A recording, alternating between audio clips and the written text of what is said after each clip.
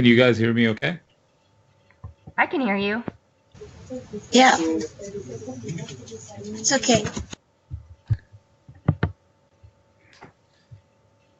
Give me 1 second.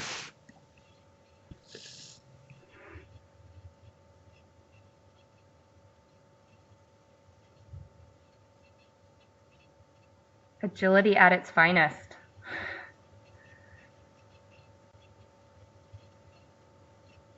So real quick, I'm going to assume that most of you on the line were not able to attend the demo day session last Thursday.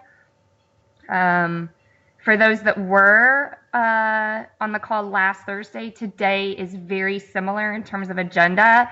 We did swap one of the vendors from last week out and kind of brought in a new one based off some feedback we got coming out of the session last week.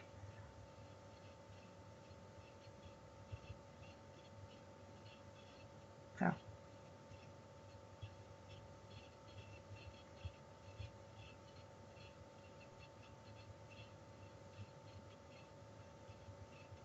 Gary, are you able to talk? Yes, I'm back. Can you guys hear me? Yes. Awesome.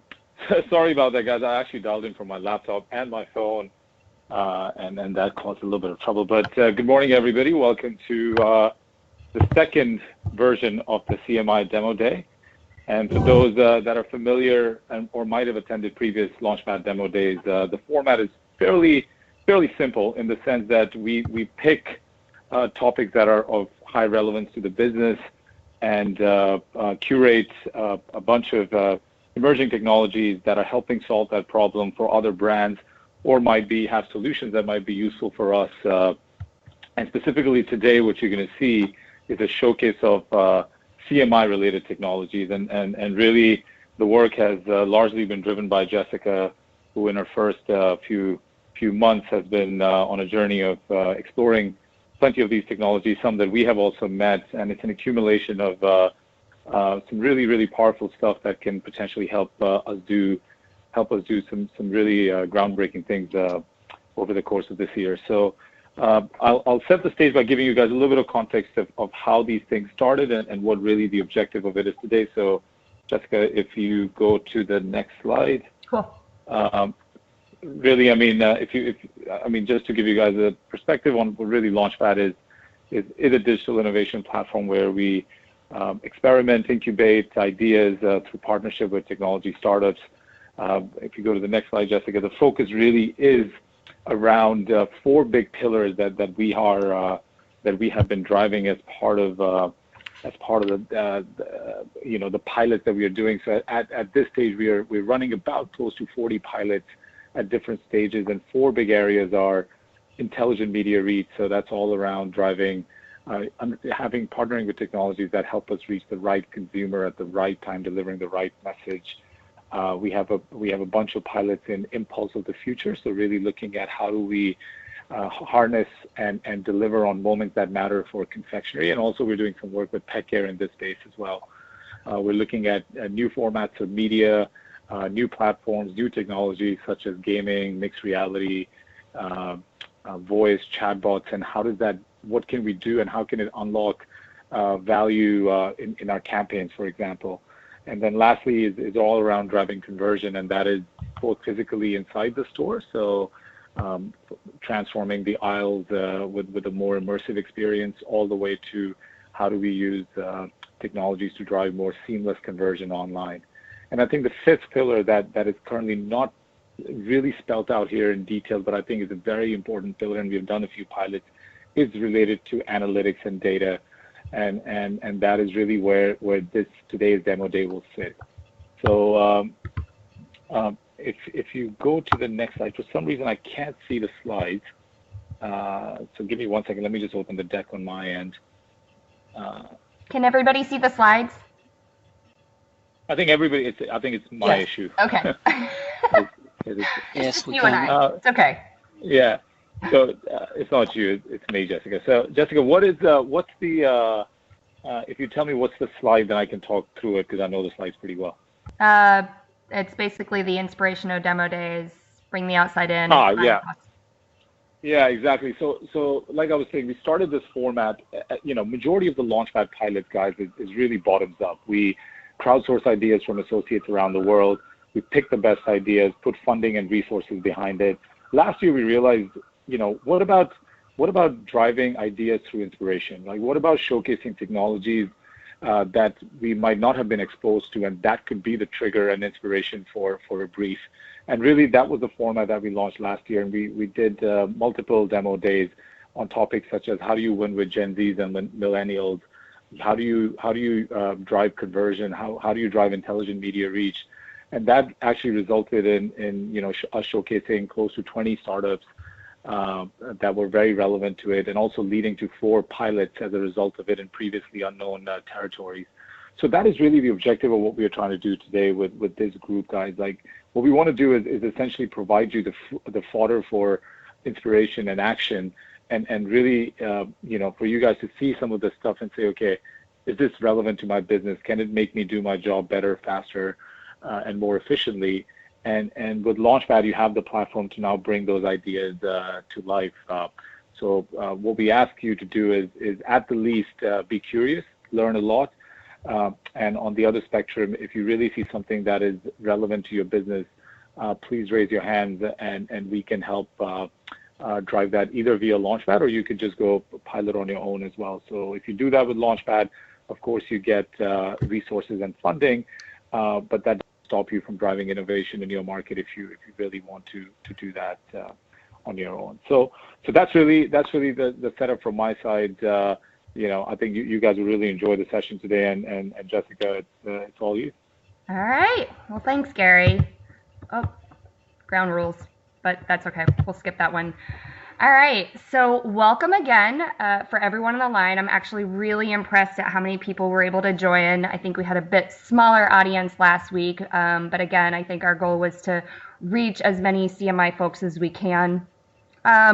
While seemingly small, I will say I think we should all hopefully take tremendous pride in this session even happening. I mean, I don't take responsibility. I think it's really all of us collectively. Our stakeholders didn't ask us to set up a CMI, LaunchPad inspirational demo day. But I think the fact that we took it upon ourselves, and the fact that all of you are committing 2 hours to listening and learning, I think really is a testament to us as a function.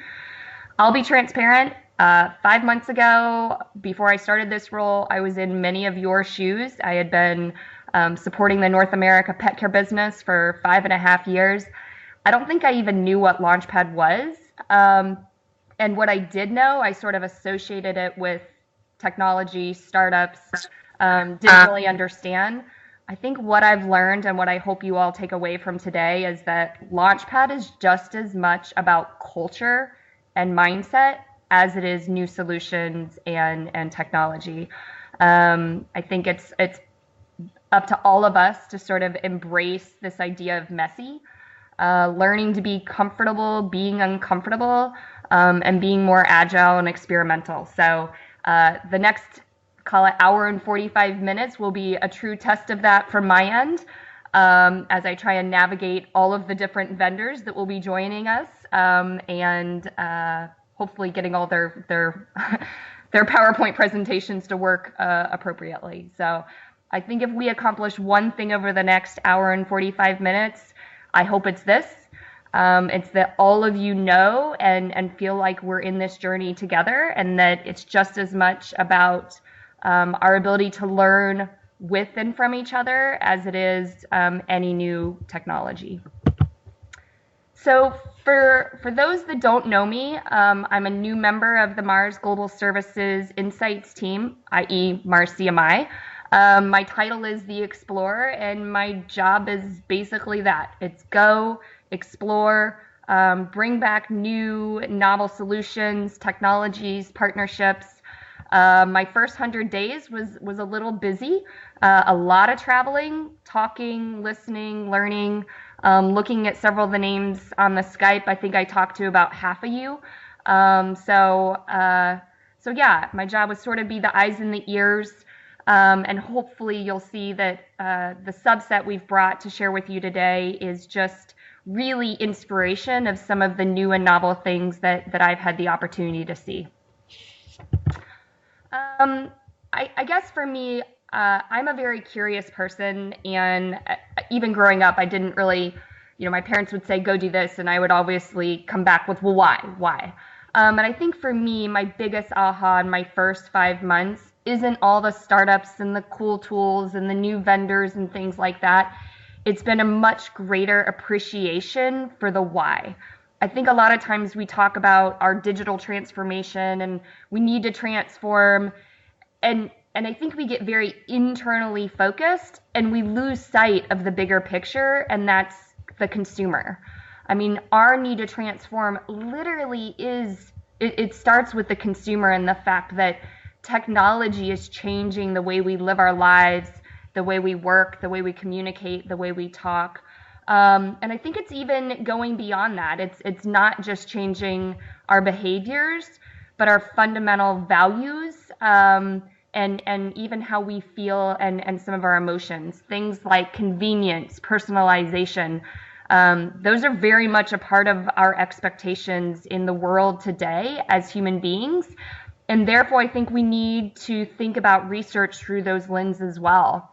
The mass, very impersonal, inconvenient approach to research from a design and execution standpoint, I think is very, very quickly going away. And I think the future represents a very different, not only a philosophy about research, it's more of a conversation and closing the loop, but I think a lot of it is embracing ways to listen, learn, and just talk to people in a way that's convenient and more authentic for them.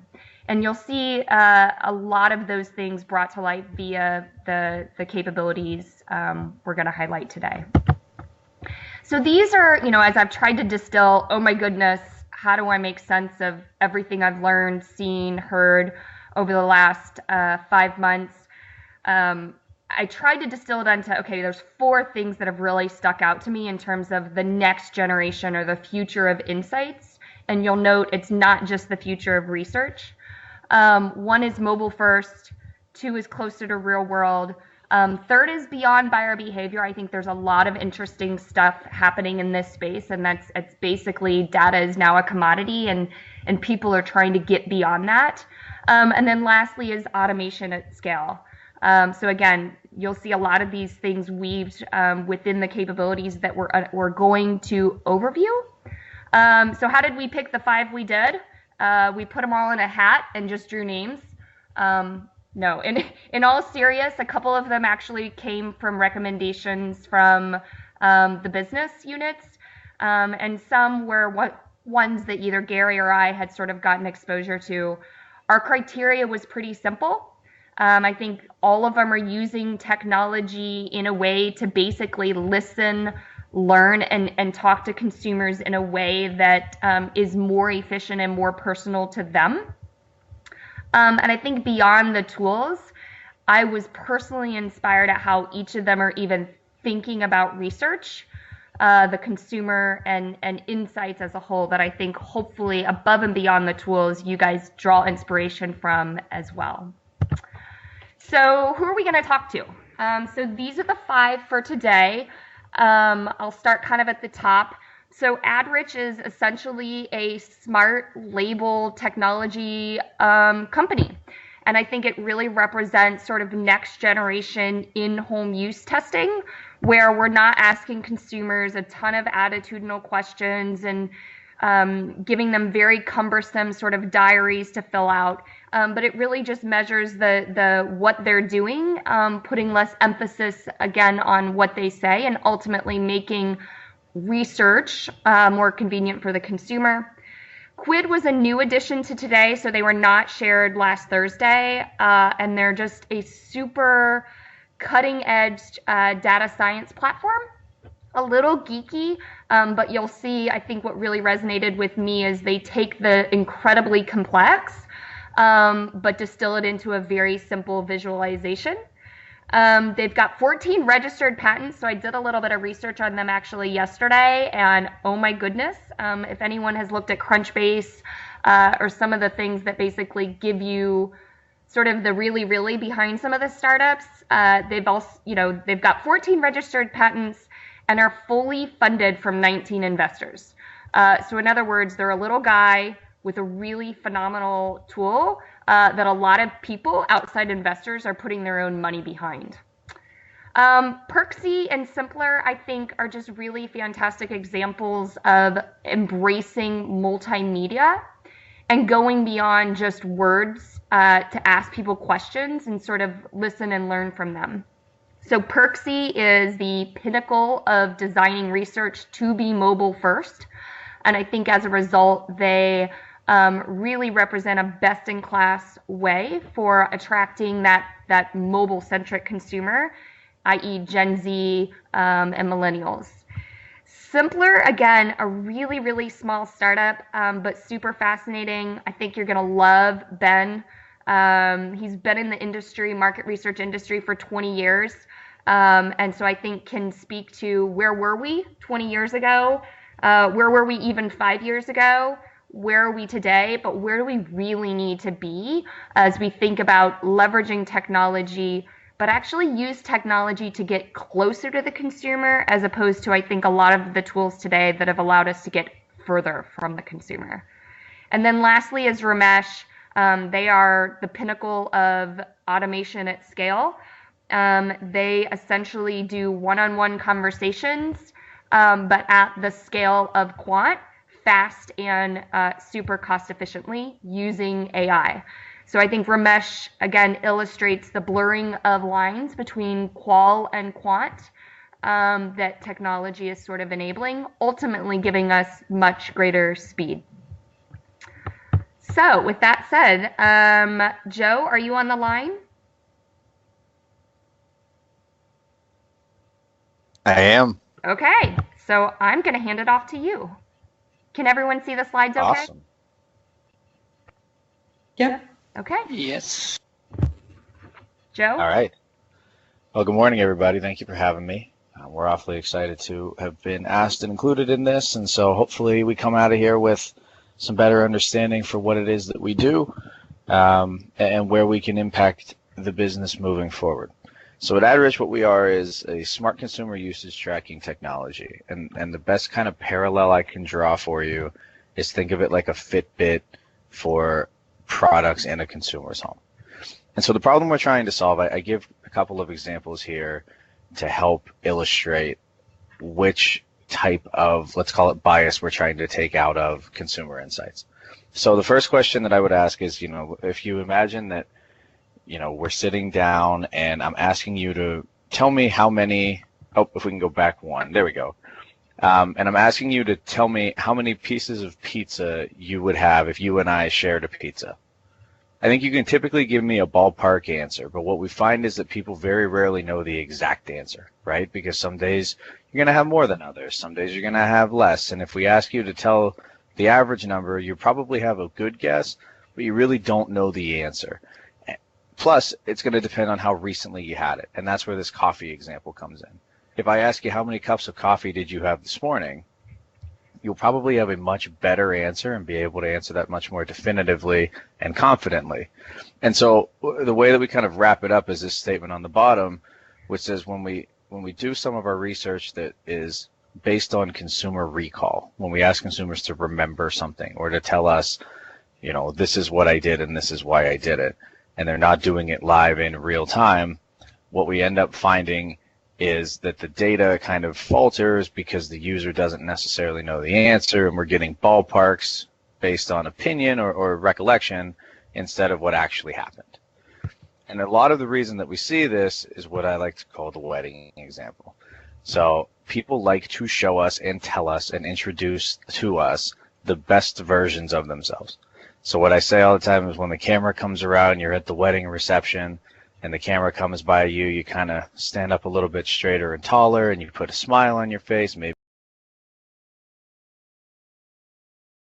their video forever and ever, and then the camera turns the opposite way, and you start, breaking down, and you're dancing, and you're having a good time, and maybe you're having a drink or two, but you don't want that version of you to be on record. You don't want that version of you to be on the camera. And kind of the way that we've chosen to word this and look at it is by level of intrusion upon you as the consumer. And the more intrusion we introduce, whether that be a person or a camera or a recording device, whatever it may be, into a consumer's life, the less honesty we end up seeing, because people kind of tweak and adjust and show us that better version of themselves as opposed to just giving us the flat out truth. So that's really what we're at. The usage data that we collect, the way that we do our in-home studies now, the way that we are understanding our consumers is often in those two categories. It's either collected in a way where the user is giving us an opinion or a recollection or a story or their account of what happened, or it's done in a way where we're putting something very intrusive into the consumer's life, into their home. And what we're seeing is the usage data that we get be very incorrect and biased in many cases, which leads us to making wrong assumptions, and ultimately that makes us make wrong business decisions. And so what we have at AdRich is a very, how we like to put it, a very discrete and passive data collection system. So we have a label. It's let's call it like the size of about 2 postage stamps put next to each other that we can put onto any product in a consumer's home, essentially. And when I say any, I do mean, a durable product. I mean a consumable product. It's a liquid, a solid, whatever type of form. We have a technology that can be used across different forms, and the way that we use it can be customized as opposed to needing to customize the entire technology. And what this label does is it actually will track and understand the usage of a product on the consumer's end so that they don't have to. Right? So if you pick up a bottle of water and you drink 2 ounces out of it, you put the bottle of water down, the label will be able to sense and tell that 2 ounces have been had out of that container, and it'll send that data back to our dashboard, which you as a brand can see in real time. Every time it's picked up and used, the dashboard will reflect that use with things like, again, the amount of use, the location of the use, the day and the time, in case we're looking at kind of frequency patterns. And that'll really allow us to get kind of more full understanding of how products are actually being used as opposed to how consumers intend to use the product. So I'll kind of blow directly through this one, but again, when we look at those 2 kind of examples that we started with at the beginning, the level of intrusion and the recollection, we've built our system to kind of eliminate those 2. We have a side-by-side here. So first and foremost, our label has been designed to be very thin, very discreet, so that it blends in with the product. In many cases, it can actually go behind the label of an already existing product. So the consumer will continue to use the product the way that they normally do, because the label itself is very non-intrusive. It doesn't impact the way the product is handled, used, or looks, really. The second part of what we've tried to design is that passive collection. So a lot of the times with things that are, let's call it direct devices, there's a need to pair. There's a need to kind of take the product and go near a device and use that to create the connection and send the data. Our system is triggered off of Bluetooth. And so what that does is it gives us a much wider range to be able to make the connection. The second thing that it does for us is it allows us to build these kind of fail-safes in. And I'll talk about those further down the line. But they ensure that data is not lost during translation. The last part of it is what kind of data do we get, right? And now we don't need to, okay. Yeah, I would say we don't need to go back to that one. It's quick. But what we get is quantifiable numbers that we can take back immediately and do the analysis, get it all ready without having to kind of take those more qualitative insights and code them as numbers and then do the math. So how do we do it, right? What does it look like? Essentially, we're putting this IoT device onto anything and everything in a post-production manner. So we're not manufacturing this directly in the factory or on the line. Instead, we're doing this kind of in smaller, more controlled tests right now. And that's really for a data privacy standpoint. We ask consumers to opt in to the system as opposed to opt out, which allows the consumer more control. And when we give them more control over their data, they give us more information because they feel safer and more comfortable. And in this case, that really means allowing us to track every time they use the product, right? So the consumer receives the product, and from that point forward, they download the app, they opt in, and as long as the Bluetooth is enabled on their device, the system works for itself. There's no pairing, there's no, any kind of effort required by the user. So they pick up the product, they use it, the label sends a Bluetooth signal to the personal device through the internet connects with the cloud, and our cloud servers then send all of that data back in a very easy to use real-time dashboard for you to understand. The last part of it, which is this thing all the way on the far right there, is a communication portal. And so when we talk about level of intrusion and things like that, what I don't want it to sound like is when we ask consumers, it's useless, right? Because there is a lot of value in understanding the why behind what the user does. In this case, we've built that into our system in the form of this communication portal. And what that allows us to do is based on whether it's time-triggered events, whether it's usage, like a particular use scenario, triggered events, it allows us to, or if it's just a one-off, right, like kind of an ad hoc question, we can send communication out to the users and allow the user to tell us the why, right? So essentially the system has been designed so that the label itself can collect and transmit and tell us the what or the how behind usage, and then we're just relying upon the consumer to tell us why they did what they did. Cool. Hey, Joe, for the sake of time, I'm not going to turn on the video, but I want to pause and see if anybody has any sort of questions or comments. No?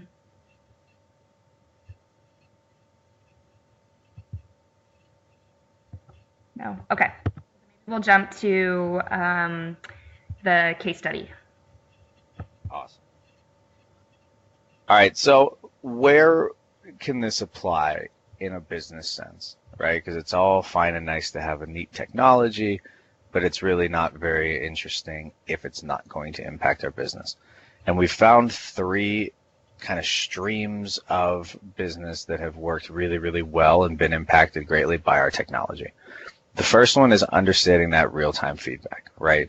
So when we ask a consumer, again, the recall, or we ask them their opinion on a product, that's great, that's useful, that's helpful.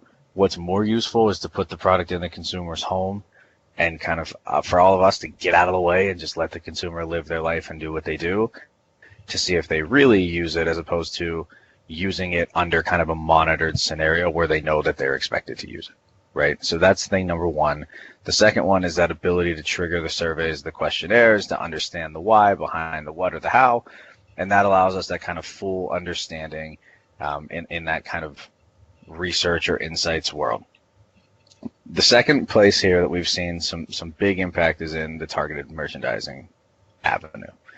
And what I mean by that is, I came from a very big traditional CPG background, and we spent a lot of time trying to figure out how we could be as efficient as possible with our trade dollars, which are merchandising dollars. What this allows us to do is no longer target consumers based on demographic, based on location, based on previous behavior. What it allows us to do is find consumers who are in a need state and target those consumers, right? And I think it's something that kind of seems very big and very far away. What I'll tell you is that it's really not. We're at a place now where we have the technology and it's, very realistic here in the near future to be able to look and see who needs more product of the consumer that's already buying your product, and to understand how we target them specifically and make it a very, very customizable merchandising task, which of course limits spend, but also it increases the probability of purchase, which makes our trade dollars go much further. The final part of this would be that innovation optimization. This has really been kind of our biggest, main, best focus to this point, because it's really differential what we can do here. So, we've done a ton of research and we know that it's very, very expensive to launch a new product, and the odds of successfully launching the product are very, very low. There's tons of testing that goes into new product launches right now, but what we find is that a lot of it is attitudinal based. A lot of it is, yes, I like that. Yes, I would buy it. And then we maybe do a test market where we go in and we see are people actually buying it off the shelves. And then after that point, we can think about, is it worth it? Does it make sense? The way that we've gone about with testing innovation and new products is very, very different. We'll put the product in the consumer's home. Of course, what we'll do is ask them as they're seeing the product, again, do you like it? Would you buy it? Because we do think that those attitudes are important. It's a great first step. But from there, what we can do is put the product in the home, get out of the way, and see if the consumer actually uses the product, right? It's one thing to buy it and take it home.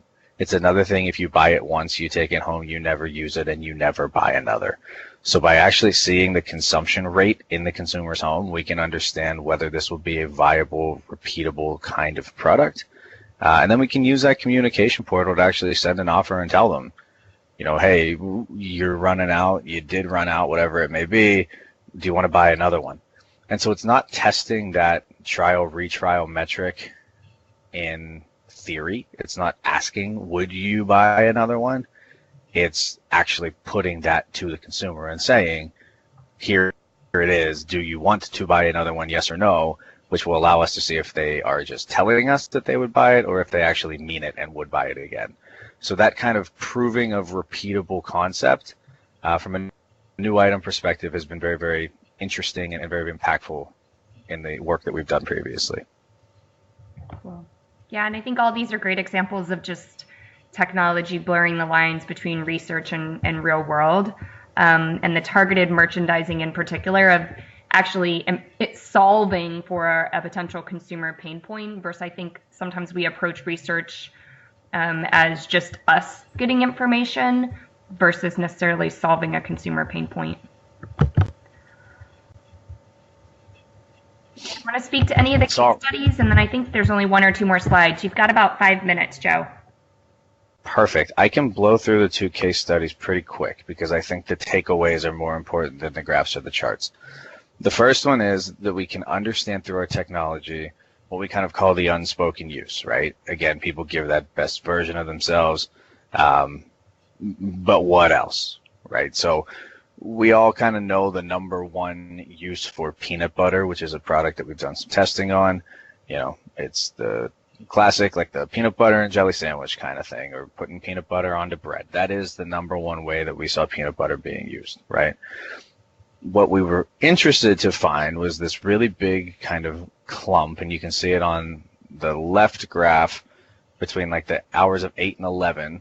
We saw this kind of big spike in usage, and we couldn't figure out exactly what it was.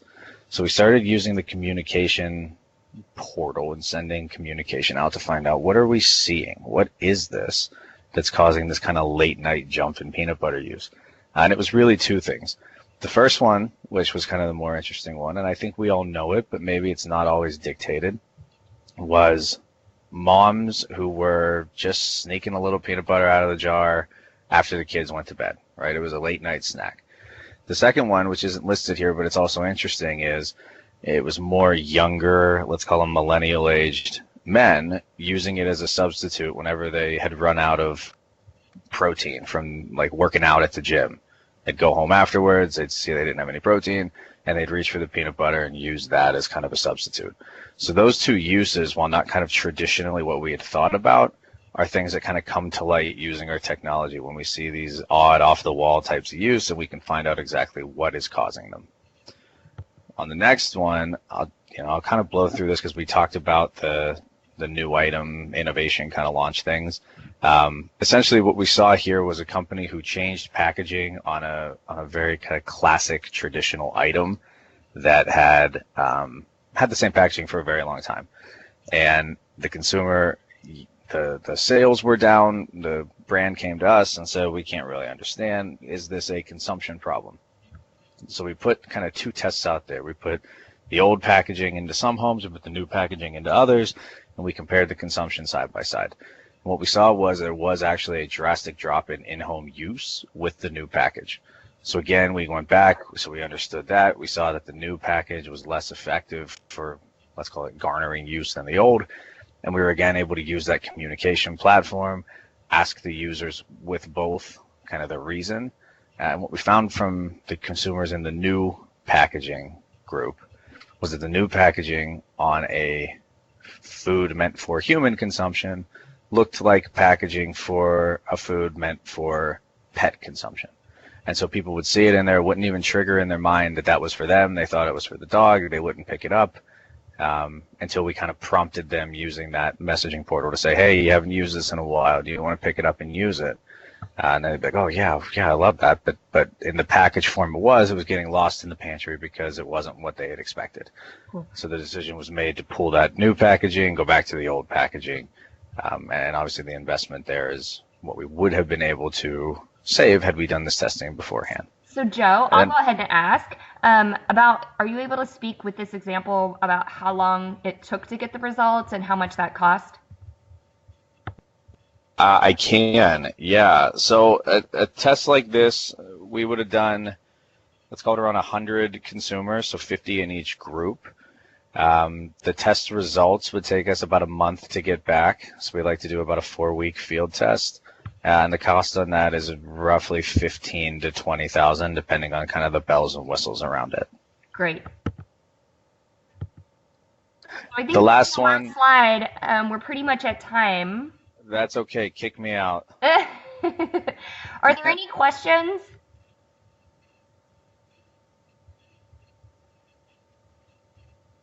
Thoughts? All right. Very cool. Well, thank you for having me. And if there's anything that kind of comes up after the fact, feel free to reach out or go to Jess and she can push it right onto me. Awesome. And I may have already shared for everyone on the line, we'll be sharing out the full deck that's got a couple more video links and so forth that I'm not even going to attempt to do live today. But you'll have all of this content. You'll have the actual point of contacts. And if anyone's interested, you can definitely follow up with myself or Gary or directly with any of them, reference a pilot. All right. So Connor, you're up. All right. Hello, everybody. Jess, can you hear me? Yes, I can. Okay, awesome. Hi, everybody. My name's Connor. I'm with Quid. Also joined by my manager, Kara Connors, as well. Look forward to telling you a little bit more about who we are and what we do. So if you think about, before we get to this, if you think about the world's collective intelligence, or the collective data, Quid was founded in 2010 to help senior leaders make sense of the world's collective intelligence. Think about what that is. There's two types of data that make up the world's collective intelligence if you break it down. There's what's called structured data, more numeric data, and there's tons of tools that look at this. You think of Tableau, Excel, and other business intelligence tools. But as I mentioned, this is only about 5% of the world's data, so it's really only a small portion of the data. The other 95% of the world's data comes in an unstructured format. So think of a news article, a blog post, a customer review. All this data is really hard to be able to manipulate at scale. If I say want to look at 10,000 customer reviews on Mars pet care products, it's still a very hard process for me to be able to extract insights from all of that data. It's still very manual, as in I'm tagging a lot of keywords, key themes, etc., to try to get through that, but very time-consuming and manual process. That's what we're really trying to automate at Quid. So the tool will allow you to read through all that data in a very seamless manner, leveraging our AI and natural language processing algorithms. And very quickly, it'll create visualizations where you can quickly extract insights around data in minutes and drive key strategy forward that way. So what the example that you're looking at here is a visualization that we did looking at Simple Mills product customer reviews. So in this case, what we did, one of our clients wanted to look at this brand, specifically Amazon product reviews. So what you're looking at on the left is Simple Mills Flour Gain crackers. And so this is probably familiar to a lot of you. If I go on Amazon.com, I can see, in this case, 828 product reviews. In this case, I can get quick details such as 4 out of 5 star rating. I can see there's 828 reviews.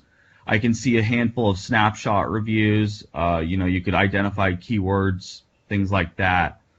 But as you can quickly identify and imagine here, number of challenges. I don't have time to read through 828 reviews, so I usually page through the first page and a half or so to try to identify what are those key themes or narratives.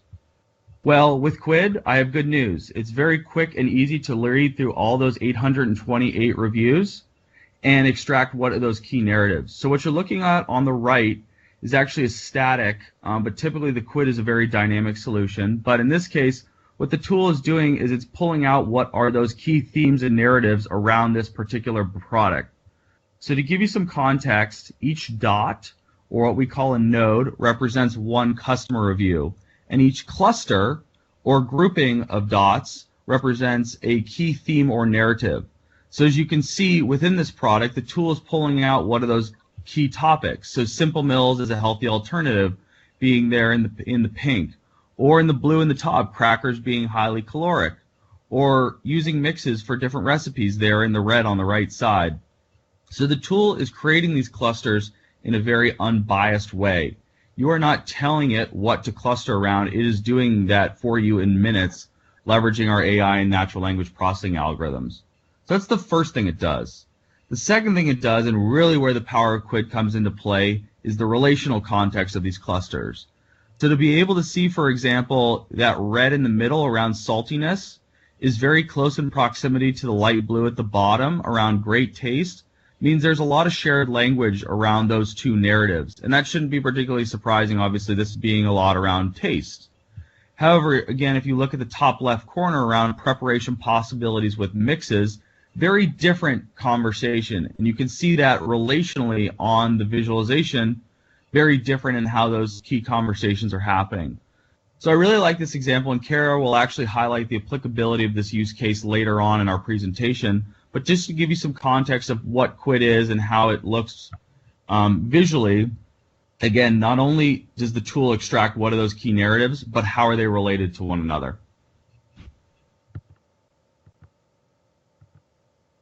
So if you think, again, about what different types of data we can look at the top, you're looking at what 3 data sets we've actually piped into the tool with a number of different data chip partners. So we have a news and blogs data set, which is 550,000 global news and blog sources coming from our partnership with LexisNexis.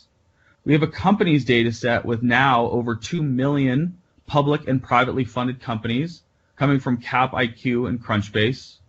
We also have a patents data set coming from Thomson Reuters Innovation dating back to 1960. These 3 data sets that I listed at the top are indexed and updated roughly every 15 minutes. So if you actually do a real-time search in the software, you're pretty much getting real-time results back in any searches that you might want to query. And then on the bottom, the tool also has the ability to upload any custom data. So again, let's say you want to look at customer reviews or customer opinions on your product, or if you want to look at competitor products, or if there's any internal documents, whether it's sales notes, whether it's call center notes. Quid actually has the ability to very seamlessly grab that data, drag and drop that into the tool, and visualize that in a similar manner that you saw previously.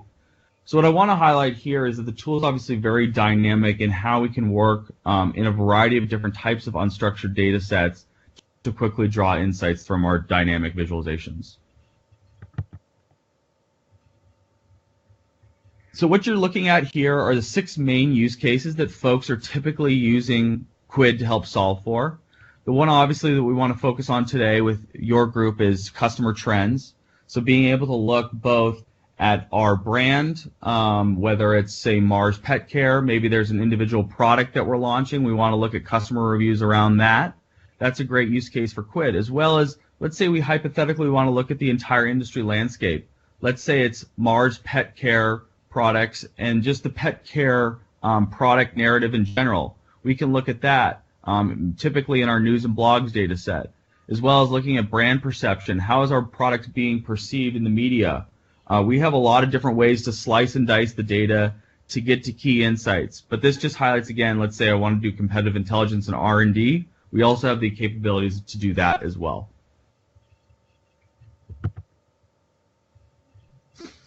I want to take a minute to pause on this slide because I think it's really important, particularly around what Jessica's been talking about being able to drive some of these larger strategic questions and think a little bit more dynamically.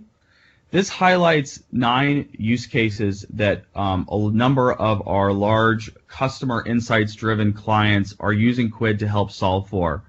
And the ones I obviously want to call attention to are focused in the CPG space. So, for example, with Coca-Cola, we're looking at what are the top consumer needs around digestive and health and functional products. With Frito-Lay, it's looking at how can we reposition products actually on the shelf and at marketing and advertising to appeal to people's key consumer snacking needs. I'm happy to share after, but we've actually done a collaborative rapport with one of our largest clients, Walmart, the last couple of years, better understanding the American Family Consumer Report. So leveraging a lot of their internal data as well as external data. In this case, we've looked at roughly 50,000 customer reviews plus. We've been able to identify what are the key, I think, 9 narratives around the key American family needs today, leveraging a number of different unstructured and even structured data sets. So feel free to read through the rest of these later. I just wanted to call out those and highlight those few here. But this just gives you a sense of how folks are leveraging the platform to solve some of their largest and most complex strategic questions.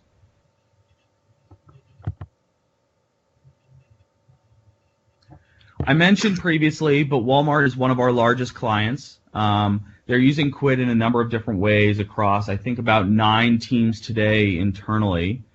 We actually, as I mentioned previously, put out a American Families Today report co-branded with their C-suite team every year. So feel free to look this up, or I'm happy to share this with you guys later if you're interested. But this has been a really great and dynamic report. And one particular use case that I want to share with you around customer insights that I think would be particularly valuable is one that we did in the last couple months. So the story here with Walmart is they had seen a dip in-store customer reviews, as in more negative customer reviews in a 3-month time span. And so going into this, they had their preconceptions of what might be causing this increase in negative sentiment as it relates to their in-store customer experience. They came to us and said, okay, we think it might be, we did some changes in the in-store layout, we changed some merchandising around products, things of that nature.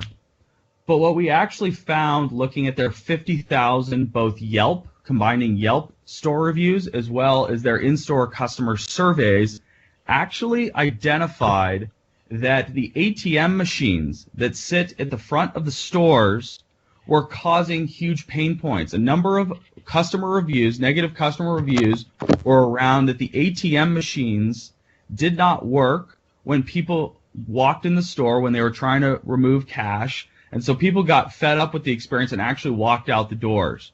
Obviously, a huge knock for Walmart and potential purchases that they could have made to this very annoyed and frustrated customer.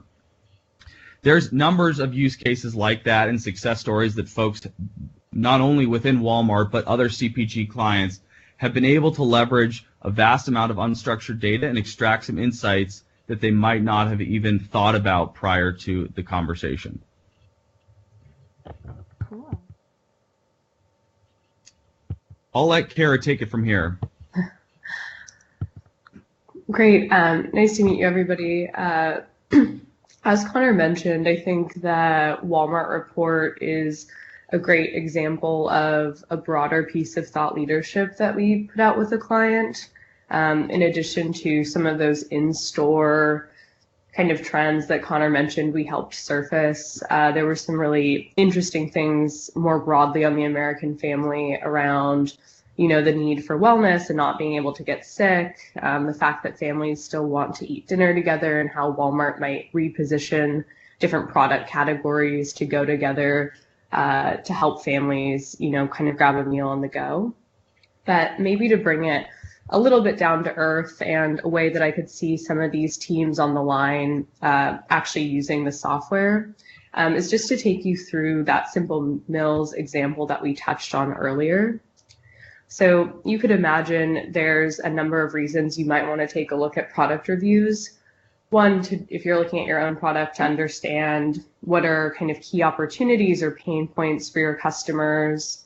If you're looking at competitors, like what are they doing well? What do their customers like about a particular product or set of products? We've even seen this used by M&A teams to understand if we're thinking about making an acquisition or an investment in a certain company, are there maybe some interesting insights we can surface in data sets we wouldn't normally look at, like Amazon product reviews. So in this example, we collected, sorry if you don't mind just going back, Jessica. We collected around 1,200 Amazon reviews of Simple Mills products.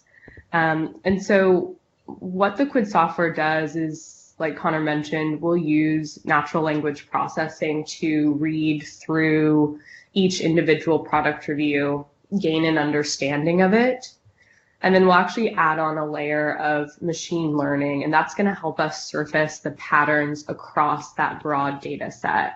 So what different themes are coming up.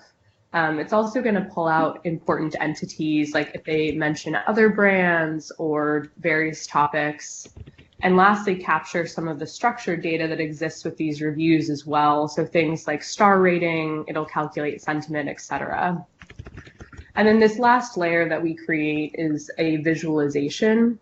So you've seen just Quid in kind of its static form in PowerPoint, but it's really a platform that's made for you to be able to interact with each data point. So you could read through a particular review or pivot the data into a bunch of graphs to, help further validate hypotheses or, kind of surface a variety of insights. In this example, each one of those dots would represent a unique product review, which Quid has categorized into a variety of different themes. So you can see on this slide that these themes largely broke out into 3 different types of insights. So naturally, there's a lot surfacing from these Amazon reviews around customer insights. So, different customer behavior, if they're eating it when they're on a particular diet, maybe what they dislike about the product in terms of texture. You can actually surface operational insights as well. So you can see here someone calling out, Costco being cheaper, or if maybe the products are expired when they arrive on your customer's doorstep. And then lastly, just kind of direct product insights. So what people think about the packaging, if they think it's too expensive for what they're getting. So again, usually when you're, beginning exploration of a particular product, we're often sampling the data, so only looking at a small subsegment of it.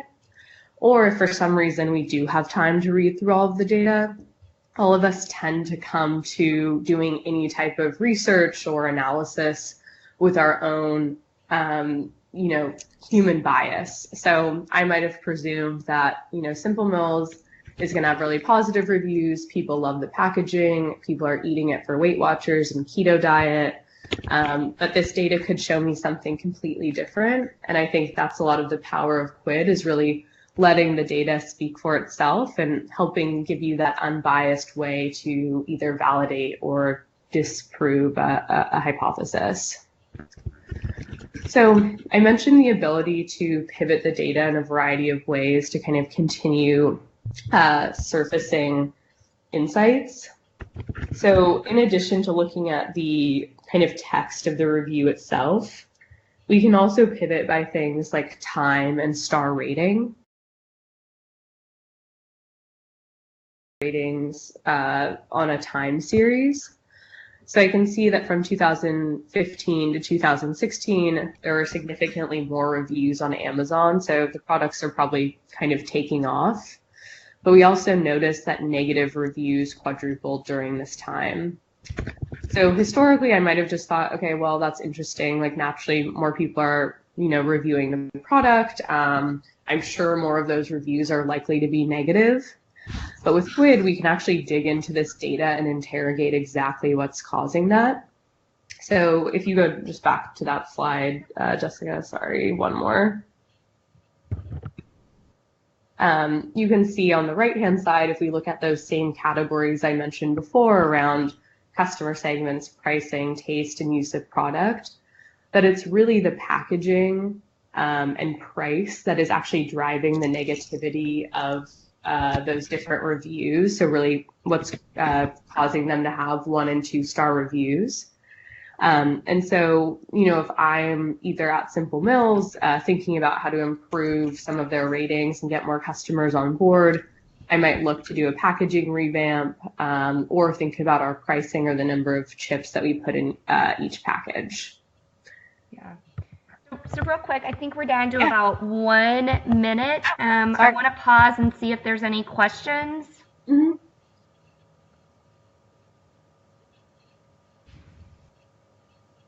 All right. I mean, I think for me, Quid is a good example of a software-based tool that can help us very quickly and efficiently analyze and visualize some of the data. I think it's also a good example of like how CMI, our job is to ask a really ambiguous question and be a little bit imaginative in terms of what some of these new tools can do. So for example, when I met with Connor about 3 weeks ago, I said, well, have you ever done this at a total industry? So for example, the market research industry, and use this to cluster, identify, classify all of these new vendors and startups, and also help us identify ones that are emerging but have a lot of potential. So we'll see if that project comes to fruition. But again, I think this is a good example where our job is to be a bit imaginative. I think Amazon and some of the unstructured analyses is pretty straightforward. How do we even look beyond that to get really bold insights? Okay. I think I'm going to hand it over to Nadia. And we're going to transition a sec. All right. Let's see. All right. Can everybody see again? Nadia, are you on the line?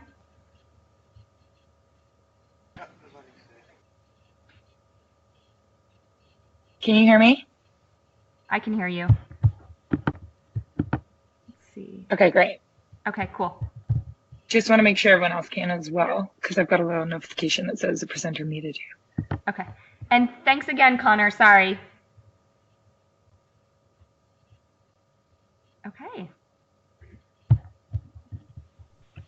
Do you want to go ahead and start, Nadia? Yes, absolutely. So hi, everyone. My name is Nadia, and I am the CEO and founder of Perksy, and we're building the future of feedback. So as consumers, brands, and marketing have evolved with mobile, market research really hasn't. It's expensive, it's outdated, and it's time consuming. And most importantly, it's not made for mobile first. It might be mobile optimized in some cases, but it's not really made for mobile first. And it's not consumer friendly or really built for the consumer. So brands aren't getting feedback from the right audiences, especially millennials and Gen Z. So we saw an opportunity, one that could harness the power of hyper-targeting, personalization, and contextual reach, one that could reach the right people in the right place at the right time. The only thing we had to go do was go mobile. So we built Perksy. We're a DIY consumer insights platform that powers real-time research with everyday consumers through an immersive mobile app that rewards them for their responses. And our superpower is millennial and Gen Z. So our users answer these interactive, immersive questions in the Perksy app, where they get points for every single question that they answer. And those can be cashed out for exclusive rewards and experiences at over 100 brands, like Nike, Nordstrom, Sephora, Amazon, Delta Airlines, Uber, even subscription favorites like Netflix, Spotify, HBO Now, Amazon Prime. Our unique approach to survey design and delivery is fun and intuitive, redefining data capture by making it relevant for the mobile generation with rewards they can't get anywhere else. One of the most common pieces of feedback we actually hear from our audience, one more Jess, is that it just doesn't feel like a survey. And that's the experience that really sets us apart. It's almost like a game, and our users are pretty addicted. I mean, when it comes to our engagement, 83% of our users complete their stack within 6 hours of receiving a push notification. Yeah. Next up, Jess. It's really gamified. It's almost addictive. And we get messages from our users all the time saying that they just hate missing their Perksy stack. And stack is our branded word for survey. We never use the word survey because we feel like it can be sometimes a bit of a dirty word for consumers. But what about you as a brand? What are you able to get? So with Perksy, we wanted to put the power of real-time research in your hands and give you a platform that would get you answers in just 3 simple steps.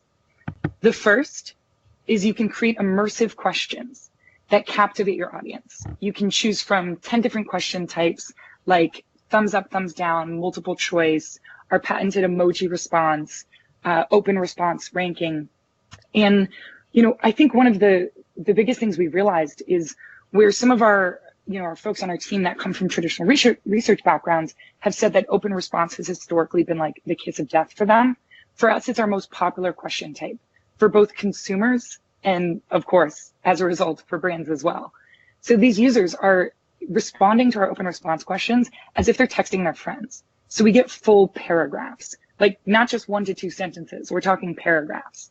When we ran a Gillette response campaign to an ad that they had going in January, the beauty of the responses we got is we got full paragraphs on consumers talking about the importance of that ad, what they liked, didn't like, and adding like real thought to it on toxic masculinity, which is what it was about. Then we have built-in design tools. You can fully design everything. We have Giphy integration and Unsplash integration, and you can choose conditional piping logic. So the next step is you can select your audience. So our platform analyzes millions of data points across multiple channels. So these users have connected many of their social networks. We've verified their identities. It's really important to us that we make sure that every single user is a real user to avoid bots and ensure that they're in the place where they say that they live and just validate the data so that the brand knows that they're talking to real people. So you can target users based on demographic, locational, behavioral, and social data. So you can reach precisely who you need to reach. You can save microsegments, you can create quotas, and you can get really, really granular. So we have over 36 core data points, including whether or not they're new parents, how old their children are, if they're pregnant or trying to get pregnant, what colleges they went to. So if you wanted to reach Ivy League students, to see what they're snacking on out of their vending machines or on campus. If you wanted to reach, startup founders to find out what kind of snacks they're supplying their employees with, you could get that granular. When it comes to location, when it comes to the hyper-targeted Perksy difference, the location really matters as well. So let's say you want to reach Gen Z student athletes walking north on Broadway with over 1,000 followers on Instagram who watch Game of Thrones. The directional targeting is really important there as well. So we love to put in this sentence almost as a joke, but the reality is we can get that granular. Mm-hmm. And with our geofence stacks, you can get within 200 meters of an exact pinpoint. So anyone with the Perksy app will get your stack via push notification when they enter, exit, or move within a geofence. And that's regardless of whether or not the app is open, as long as it's on their phone. And the beauty of this is we're starting to work with a lot of retailers so that they can actually create geofences around their stores. So let's say someone walked in, you could ask them what they're looking for in particular. And we're now starting to work with those retailers. For example, Kohl's, the other one, we're not allowed to announce until May 6th, but they will then, and then I'll get back to you. But we're really excited to be working with these national retailers to leverage their beacons to get as granular as exactly where someone is standing within the store. Meaning that if you've got shoppers that are walking through aisle 5 and you know that the recently launched product is on aisle 5, then as they're walking towards it or walking past it or just as they leave the store, as long as you know they passed it, you could ask them a question that asks them, if they saw it or did they like the packaging. We're about to launch a the ability for users to snap photos, record videos, etc. And all of this data is displayed in real time. So you can analyze responses as they come in live and explore audience breakdowns for each individual question. So we have interactive analytics and data visualization tools that enable anyone from, a C-suite marketer to, consumer insights team to be able to explore the data and create segments and then contrast data amongst segments. So let's say you asked, do you like chocolate bars or, candy? And you wanted to see the difference between 24 to 28-year-old females on the West Coast who said chocolate bars versus, 24 to 28-year-old females on the East Coast who said chocolate bars. You would be able to break that down. And the beauty of Perksy is you're not only seeing just the responses to your questions. Because we collect so much data on our audience, you're also able to see this additional information. So you could be like, hey, that's really interesting. The, 24 to 28-year-old females that said that, they prefer chocolate bars, they also like all of these things. They tend to be more health conscious. Maybe they're this and that. I mean, I feel like those were a bad connection to make, but let's say they are doing X, Y, and Z. They prefer to hang out with their friends on weekends. This is their household income. You can explore all sorts of things that way. And then we actually do natural language processing and sentiment analysis on all of the open response text to help you better understand what these people were saying. Because, for us, our typical campaign turnaround time is about 24 to 48 hours. And you can get about 1,000 Gen Pop responses in under 30 minutes. So, sometimes for our customers, especially the big CPG ones, they'll be getting about 30,000 responses in under 48 hours. So to look at that many open responses is definitely really tough. So we make it easy with natural language analysis. Hey, So Nadia, just to pause real quick. Are you gonna voice over? Are you guys global? Yep. Oh, yeah. I see the question here. So the biggest thing for us is right now we're in the United States. We launched in January of 2018 and Canada. So we're expanding very, very rapidly. And for us, we've noticed that the biggest thing with expansion is it mostly comes with new brands coming on and asking us to be in a certain place. So we've recently gotten a lot of demand for the UK. So we're expanding to the UK, Australia, and New Zealand later this year. And we're currently talking to a big grocery retailer in Europe and Germany to help us expand there. For us, our audience grows so quickly because of the cult-like following we have with our app. So when we launch in a new country, we can get about 250,000 downloads in about 5 to 8 weeks. So we expand so rapidly that it's sort of the least of our concerns. So it's the kind of conversation we want to drive with a lot of our newer customers to see where it's most important for us to be. Because we're like a marketplace model and we are consumer first, which is what enables us to get such a high quality audience. We know that when it comes to the audience, we need to ensure that there are enough questions in the app. So we get emails constantly. We've actually had to cap our user base right now to only allow minimal downloads in. Because we're getting emails from our users saying, we want brands to ask us more questions. So we need to provide those. It's honestly the best thing. So like being in research, the greatest thing is having an audience, send you emails being like, please send us more questions. Like we want to answer more questions from brands.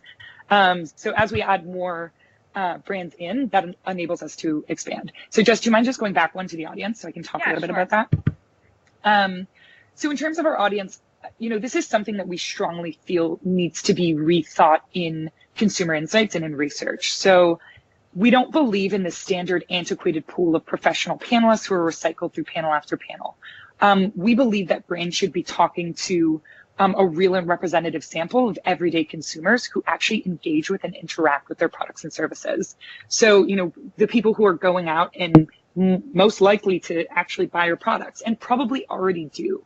So we never use third-party sample. Our audience is entirely homegrown, and that's how you know they're not professional survey takers. About over 70% of them don't answer surveys on any other platform, which gives you access also to a fresh, untapped sample. And they're super diverse. So for us, diversity is very important, especially when doing this kind of testing, So we break everything down to be as granular as understanding what languages they speak, their culture and ethnicity, their religious backgrounds. And to us, the combination of all of that helps us better understand this audience, so you know exactly who you're talking to. All right, Jess. Okay. So we only launched in January 2018 after building the platform for 2.5 years and registering 3 patents, having another 3 that are soon to be registered. And in that time frame, and this number has already gone up since last week's presentation, but we've gotten over 35 million responses. We work with everyone from startups like Airbnb and Postmates to Fortune 500 brands like Pepsi, Nestle, Smuckers, Colgate Palmolive, and we work with a lot of agencies as well, like Ogilvy, RGA, Barrows Global, BAV, with a variety of insights options. So we have different levels, just to answer this question from Matt here as well, we have different service levels available. So we do have DIY solutions where everything you can do yourself. And, we do have a few brands that leverage it that way. But you will have support on building all of these questions and reports. So you'll have an account manager, account executive who is helping you through all of that. And you can just deal with the team at any time. And then we have more full service options for reports that comes at a different cost. But I would say that, the majority of brands that use us, because of this speed component, they prefer to use us for subscription. So we typically start with an ad hoc pilot. A good example would be, another CPG that was looking to test beverages, started off with a major pilot that got them 30,000 responses. And then immediately after, they signed a subscription for all of 2019 because the attraction for them of being able to get those real-time responses whenever they have a packaging question, an ad test question, creative question was really useful. So Jess, do you want to go into the case study next? Yeah. We've got about 5 minutes, so we're doing good. Great. So this case study we did as a response campaign to the Gillette ad. I'm not sure if any of you saw it. It was, it kind of really dealt with a touchy subject, which is toxic masculinity. And what social media and mass media was really flagging red on was the fact that people didn't like this ad. Social sentiment was negative. But, we've always believed that when it comes to social sentiment, you're only going to see very strong emotional responses. And if people are negatively responding, then that might be all you see. Whereas if there isn't as much of a positive response, then that social sentiment might not pick up on that. So we decided to run our own campaign to see what millennials and Gen Z thought of it. So we did the study with 3,500 men and women aged 18 to 34 in the United States who had seen the video. Well, we did it first and then to see who had even heard of it, but then we focused on those who had seen the video. It took us 8 hours to turn around this campaign. And the beauty of it was we saw that younger audiences really did like it. So 18 to 34 really did enjoy the campaign and thought it was meaningful and important and thought big brands, especially CPG companies, should take a stand for things. And our research actually got the attention of P&G's Mark Pritchard, who's the chief brand officer there. And Forbes ran a huge piece on this, which I'm happy to send over in January. And they quoted Mark Pritchard saying that our data was actually in line with the immense research they had done pre-launch. And they explained to us that what that did for them was it showed them that we were able to do achieve what they were able to achieve in terms of their internal research, but with a fraction of the cost in an 8-hour turnaround time and with a lot more context. So what was most important to us out of that was A, the validation, and B, saying that we were a lot more contextual, because that's very important to us. We know that with mobile and with our ability to collect these open responses, that understanding not what, but why is so important. And being able to validate that all in just 8 hours can help brands move with, immense speed and move at the speed of culture. Cool. So some of the ideas that I just want to let you know that we can do with you are, the first is in-store insights. So have consumers answer. Should I address these questions at the end, or when do you want me to address these questions? If you're seeing questions, go ahead and answer live. Sorry, I'm having to flip back and forth. Okay. Go ahead and answer, Nadia. Yeah, no worries. So I was just going to say, the cost behind the 8-hour validation, for us, we don't charge based on time. We charge per response received. So depending on the type of response it is, so let's say it's a hyper-targeted response where you want full data on the audience and you want to be able to analyze the language, it's $1 per response. The reason that we charge it that way is instead of it being per complete, the response method allows you to actually save money and only pay for the data that you're actually getting back. Yeah. So myself this having been my 4th startup, I've learned that the best pricing model is per data point. And that's kind of how we look at it. So for in-store insights, so you can actually have consumers answer questions about, products that they're seeing in stores, marketing that they're seeing in stores, and provide really contextual feedback. So as they're walking through particular aisles, walking into stores, if they're finding your product, they can snap and scan, things like that. Then next is the snap. Nadia, real quick, if you guys have questions, go ahead and shout out.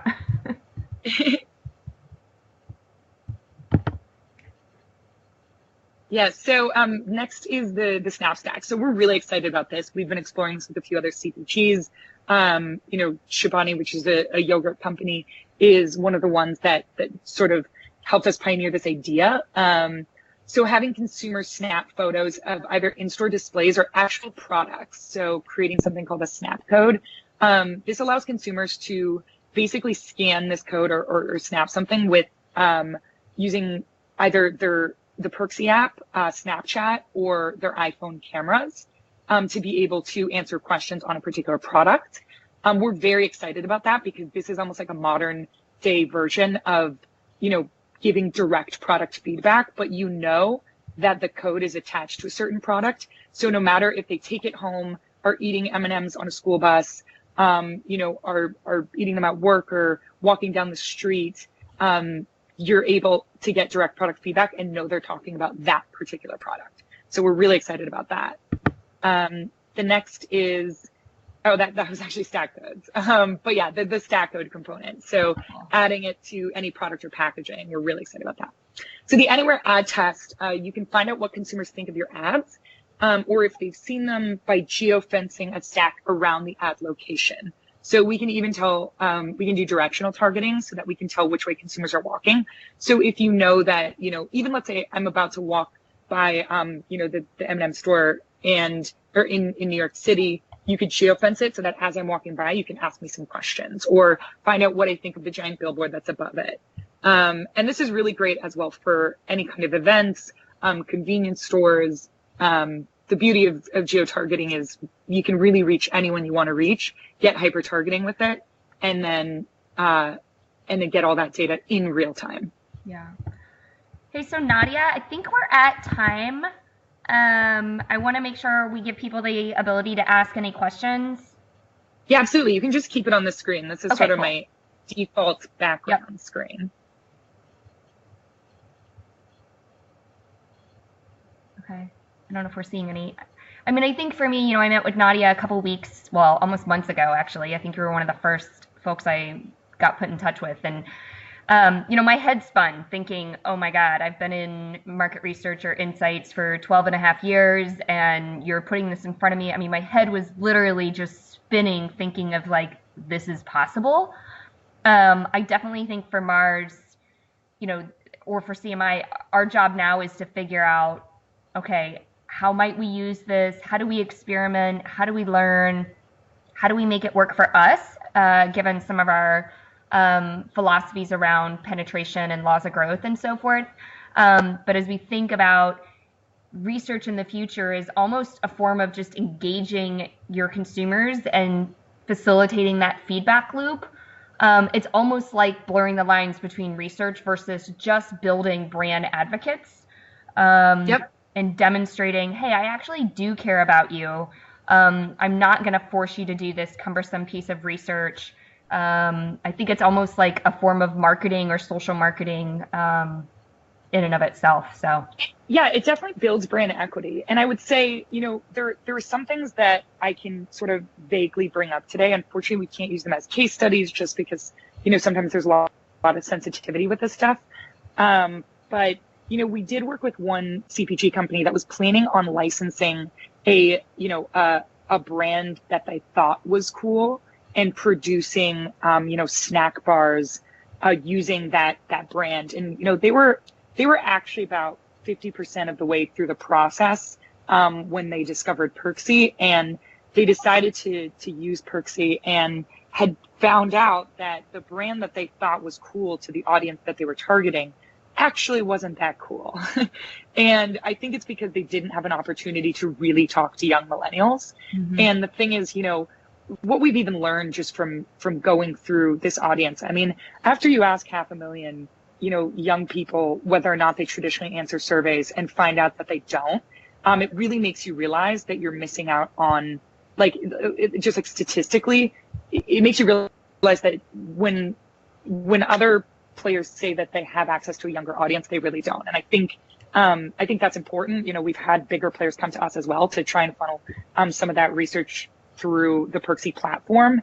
And it just goes to show that when you're trying to validate concepts and do that kind of package testing or creative testing, or understand how you can build brand equity and build better products and better snacks for your target audience, the best thing to do is really just ask them. We've made it simple enough, efficient enough, low cost enough, and just I guess engaging enough for the consumer that whatever you want to know, all you really have to do is ask. Cool. Okay, so we're at time. Nadia, this was great. Thank you again. And again, for those on the line, if you have more questions, please just feel free to follow up with me or Nadia. I'll be sending her contact out as well. So, all right. Absolutely. Thanks, Nadia. And just so everyone knows, peanut M&Ms are my lifeblood. Yeah. Just have entire things. So thought you should know. Thanks, Nadia. We'll be in touch. Yep. All right. Have a great day. Bye-bye. All right. Ben? Hello. Hello. Hopefully the slides look a bit better than they did last Thursday. Oh, beautiful. Thank you. You resurrected them.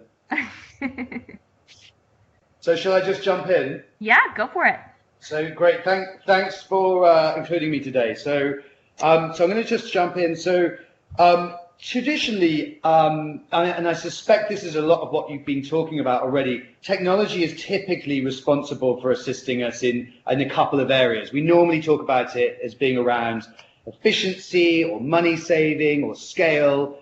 But today what I'm going to talk about a bit more of is some I suppose, lesser known outputs of tech, and things like richness and depth and humanity and even empathy. So I'm old enough, and the next slide is talking about this. I'm old enough to remember when good researchers used to triangulate data. We would start often building insights and spark inspiration with deep qualitative research by going off and doing ethnographies and depth pairs and focus groups and shop-alongs. And then we'd bring that together with the quantitative in order to validate. And we'd do things like bases and segmentation, put all of that together into a pot and then analyze it by bringing in separate strands, but then essentially debating them against each other. What I believe is going on in the last 10 years has started to favor one of those above all of those. And you can understand why. To be fair, technology has brought us a wealth of different data inputs. We've got the Internet of Things now that can capture data from what you had for breakfast to your run to what you wear to almost everything. Codes can be now put on shopping items. So of course those large sets of data are very attractive to be analyzed. But the problem is that we need data scientists to make any sense of them. And the other problem is what the next slide is starting to talk about is, I believe, and we believe it's simpler, is that we feel like in this rush to data efficiency, we've lost our ability to truly empathize with consumers. Because while monkeying about in the data, we're no longer looking at the person behind the profiles. And those profiles are very polished, because the next slide talks about, well, one of those areas that we're pulling data from is social media. And I'm talking here about open. So social media 1.0, the Facebooks, the Instagrams, the public stuff that we spent the last 10 years beautifully preening, because the data that we're pulling from those places has been deliberately scrambled, you might say. How many of us really go on there and talk about, our ugly sides? Most of us go on there to project a perfect image, primed and polished, of ourselves, and that our private self remains locked behind, probably quite a lot of areas, sometimes even unknown to ourselves. Mm-hmm. So one of the things we're saying is that picking up that data and dealing with that is not going to get you the truest read. So back in the day, we were much better. I remember doing, much deeper qualitative. And in doing so, we'd get to the emotion, the real person, the richness behind those polished profiles. And we did it by meeting people. We did it by engaging one-to-one. And because in many cases, the deep insight was locked in conversation. Great practitioners of qualitative research are almost like therapists. They can they're social scientists. They can bring out the self that perhaps you may not even know yourself as a respondent. So what's happened in the last few years is that there is good news, because the conversation is still around. So on the next slide, we talk about where is the conversation today? Well, the good news is that new technology has actually brought with it a new medium. So there's been a lot of chat about social media 2.0 being much more intimate. Some people refer to it as dark social or chat messaging or conversational media. Well, the good news about that conversational media is that now conversations are happening in a much more intimate way. A stat came out 2 weeks ago that said that people are sharing much less on public social and Facebook and Instagram, but they're sharing a lot more in these intimate, private messaging scenarios. And so the other thing is that we're getting a much more emotionally vulnerable and expressive consumer, because within these chat platforms, all of a sudden people have been tooled up with these amazing powers of self-expression, whether you want to role play on Snapchat by putting fairies and butterflies flying around your head, or puking rainbows, or do collages in Instagram, or send gifs and memes, or make your own gifs and memes, or even make your own music videos. 10 years ago when I was doing, or even 15 years ago when I was doing lots of qual, we would have to, in a very contrived way, do projective techniques where we were carting in magazines to get consumers to rip them up. And especially in the UK, where I started doing this, people hate talking about their emotions in a public forum. But in this environment, it's amazing. In the last 5 years, we found it's hard to get people to shut up. They're so expressive now because they're tooled up with all these new forms of self-expression.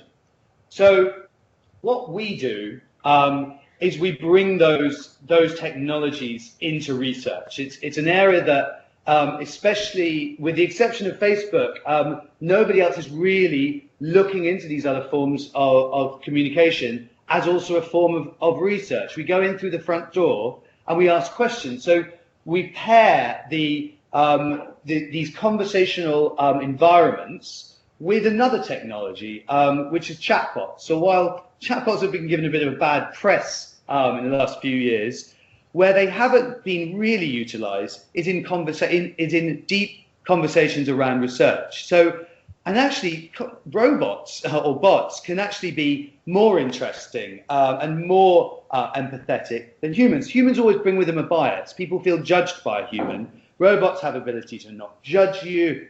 They're patient, they're attentive, they follow up nicely and promptly. And actually, we found a lot of data is out there now to show that actually people would rather talk about certain topics to a bot than to a human being. And then, of course, you get the fact that we're all doing this in private social. So how does this work?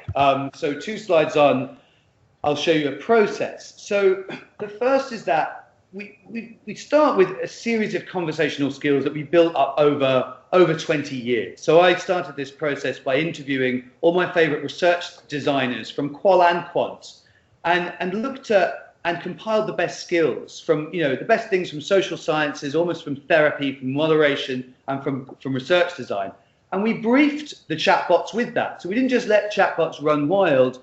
we brief them carefully with the right things to do and say, and then we pair those with chat platforms where people are already much more open, emotionally vulnerable, and again, ready to talk. And in different ways, they talk to greater or lesser extents.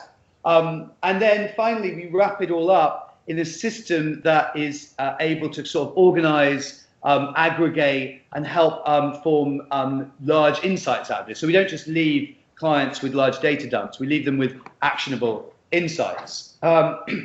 So next slide talks about, while this does have a qualitative bent to begin with, we also have quantitative and concept testing tools as well, but they're all underpinned by a slightly more open-ended approach. We always want to add open-ended aspects to it, but B, they're all done within these chat applications. So we don't bring people out of an environment that they're already living in. You know, to a certain extent, we're on chat apps now every day. I've got at least 5 open on my phone right now, and I'm not young. But we're all in this mode. So I don't want to be brought into an environment that feels researchy. You know, bright white lights of focus groups or sterile environments of surveys. So the process, which is the next page, it does begin, we still leverage open social media, so Instagram, Facebook, and even Twitter, to recruit our consumers. You know, these platforms now have amazingly sophisticated targeting tools. So we not only go there to use those targeting tools, those ad targeting tools to recruit, but we also listen to conversations. So we start many of our studies based on people who are already interested or warmed up in the topic. The other thing is that we don't use any sort of panel, nor are we a panel. Every new recruit brings in fresh new consumers who are interested in the topic. So it's not really about the reward or the bribery of what they're going to get at the end. In fact, sometimes people are even surprised that they get incentives at the end of the process. They're brought in around debate and conversation, because conversation is the sort of ethics, the core DNA of what we're all about. Now, each different app, chat app on the next page, is actually very different, and there's a different culture within Instagram, Facebook, and Snapchat. Instagram actually lends itself much more to slightly meme-like, fun conversations that use much more creativity. So we lean into talking to people, conversing with people through things where they can fill in gaps or send us back pictures or respond quickly. So we're using them sort of playful instincts as we converse with them in this one. In Snapchat, they're much more into visual responses and fast responses and even role play, because they've learned over the last 5 years to dress up in Snapchat. And I'll show an example at the end of someone doing that. And then on Facebook Messenger, where we actually have a lot of our conversations, they're much more verbose. So we lean into the medium of storytelling there. And I've actually found on Snapchat, we have longer verbatims here than I've ever experienced in regular focus groups, where people feel like they should, get their point out and then move on as quickly as possible. Here you can have long stories. So we've got a variety of different topics and clients that we're working with. And I wanted to just give you a quick example of a couple. The first is a project we did for Generation Z around a topic or two topics really that people have been struggling with. One is what happened in the last election, and the other is who is this new generation that in the next election will be 30 million voters. And it's a difficult topic to talk politics, grown-up topics with 15, 16, 17-year-olds. It's quite tough when you're using adult language. So we broke it down, and we got people to respond through collages and visuals and emojis and told stories about things that are personal to them. And then what we started to get out of this were quite surprising. When we did get people to tell us stories, we got them. One of the things we learned about them was that they are actually apologetically ambitious. So while generations before talk a lot about how much they want to be a rock star or famous, it was conspicuously absent here. In fact, one of the only people who talked about wanting to be famous apologized for even saying it in the first place. So they're very self-aware and sort of less ambitious, quite practical in ways. The next slide talks about while they are very comfortable with the future being much more non-binary, racially, in terms of gender and in terms of living arrangements, they were also surprisingly traditional. So when we got them to express themselves visually, we got them to paint a picture of America in the future, we were quite surprised that this kind of juxtaposed with their very kind of radical forward-thinking nature. And the next page is showing a vision of America that would look just as comfortable 20, 30, 40, or even 50 years ago. We also did a project with Fanta. Now, I have had millions of briefs over the years about flavor from all types of clients. This one wanted, obviously, naturally to talk about the emotional as well as the practical version of flavor. And I spent, 20 years, kind of almost like getting blood out of a stone, asking teenagers to talk about metaphors and emotions. And because of the way that we lent into storytelling and gifs and memes, people did. And the slide before this one showed a really long and considered sort of expose of what being flavoursome was all about. And this slide's talking about how flavour goes beyond. The next slide shows us where they got their inspiration from by putting collages together of the visual, the metaphorical, and the personal. So we asked them to talk about celebrities that demonstrated flavor. This is people who lead. This is people who aren't afraid to demonstrate their true colors.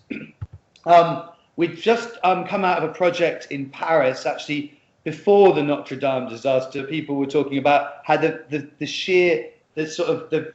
infrastructure and architecture of Paris makes you feel like you're living inside a work of art. This is for Paris, this is for Adidas Outdoor. And we expressed this in terms of pure joy and expressed this through gifs and imagery that showed sort of real elation. On this project, we also got people to talk to us from their homes about how where they live influences their style. So we did it in both languages, English and mostly French. On Nintendo, we learned that counter to what the media would say about gamers. Gamers themselves actually see themselves as being these great heroes who are engaged in sacrifice and altruism and working really hard, and that these skills translate into the real world. They don't just do them in the everyday. And then the final slide was a project that we did around health and wellness. And I wanted to play this one because if you can hear it, I'm not sure if the sound is working on this one, but this girl is talking about her guilty pleasure and attachment to chocolate. And in doing so, in order to express something as much more personal and vulnerable to herself, she thought it would be better to dress up as a chipmunk. And if you could hear it, you'd also hear that her voice has been changed by the Snapchat lens as well. So the idea of dressing up and role playing in this instance was really helpful, and allowed her to reveal a side of herself that perhaps she wouldn't have done in another medium. Yeah. So I did it much faster this time. Ben, you're a rock star. So I am going to pause and see if there's any questions. I think to me, again, I met with you not too long ago, and we've had a couple of conversations since. Again, as someone that's been in the industry for 12, almost 13 years, like my head just spins thinking about the possibilities, but also just more philosophically how we engage and how we think about research moving forward is just really rapidly changing, and how we need to keep up with that to really maintain that authentic source of insights. I wouldn't mind just adding something to that point. Yeah.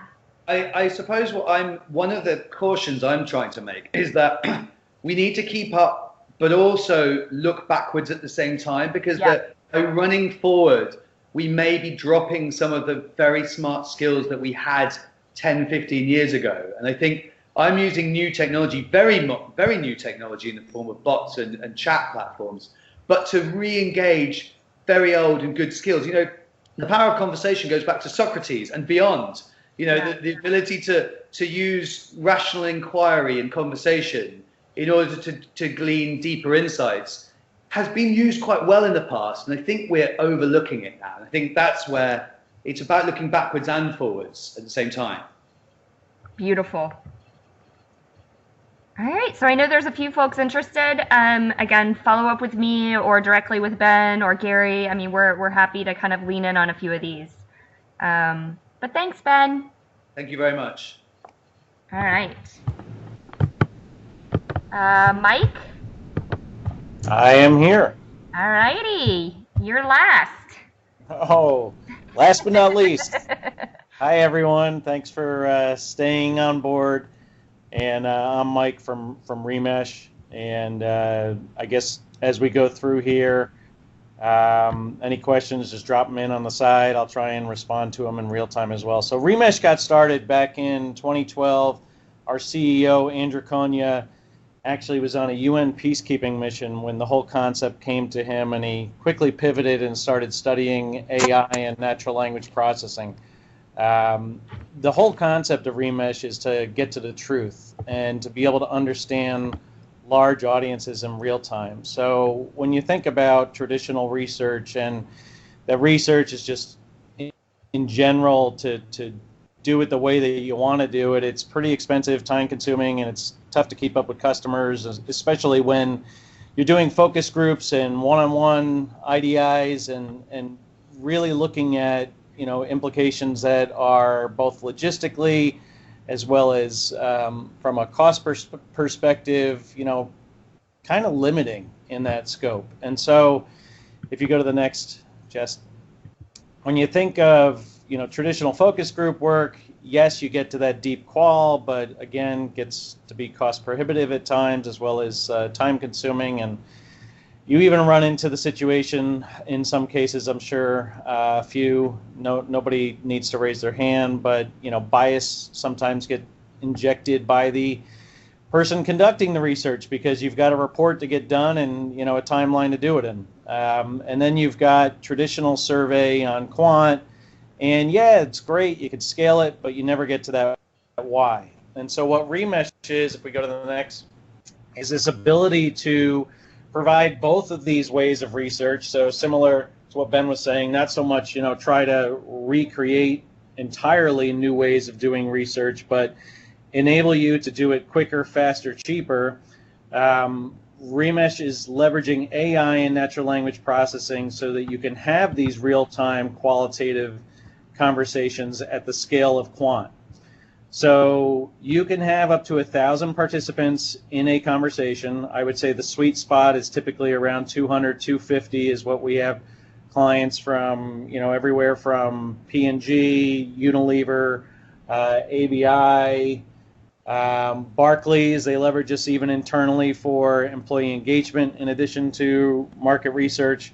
But you're going to be able to understand this audience in real time. And yes, you'll have a discussion guide that you're leveraging for this conversation with them in this synchronous moment in time. But you can also go off script as soon as you start gaining and garnering new insights. So if we go to the next. So again, just to highlight some of the three, value props, I would say, just to keep in the back of your head as we go through this: real-time automated analysis and scalability. So think of Remesh more akin to a virtual focus group than any kind of survey functionality, because it is a period in time, like next Thursday, 8 p.m. Eastern, you're inviting people to participate in this. Now, depending on how you want to bring people to the party, we'll get into that. Some of that we can plug in other services. It is meant to be a DIY platform, but we're very consultative in our approach, hand-holding the whole way, and plugging in, other needs as you require them, such as moderators, reporting, you name it. So where do use cases come into play? I will admit that a lot of our projects that we do for organizations are more front-ended when you think about idea generation, any kind of concept development, testing with audiences, feedback loops, you name it. But we do also see finished commercials or finished ads come back into a Remesh conversation, possibly even pooling the same group of individuals after designers have made changes and then getting their feedback, let's say, on some packaging design or otherwise. So it's really totally up to you as to where you plug in a remesh conversation, but we've had use cases all around the development cycle. And hey, Mike, can you speak Yeah. to the global piece as well? Oh, yeah, so 26 languages, and yes, we are in, we can bring global markets. So when you have requirements in multiple languages, I often recommend, especially if it's the same session, that you first do it in English, because you're going to get a lot of new feedback and want to obviously update your discussion guide to leverage that amended version, if you would, before you go and get translation done, whether you do it or we do it. But there is no automated, real-time conversion of any kind of translation. But that I do recommend that you have a moderator that is in the local language when you do hold the conversation based on the location. Okay. As far as recruitment, again, we partner with all the panel providers out there, or we've done some interesting work around Facebook. And if you already have your own community or customer database, you can leverage that as well. So typically, you go through the recruitment process, or however that engagement piece is done.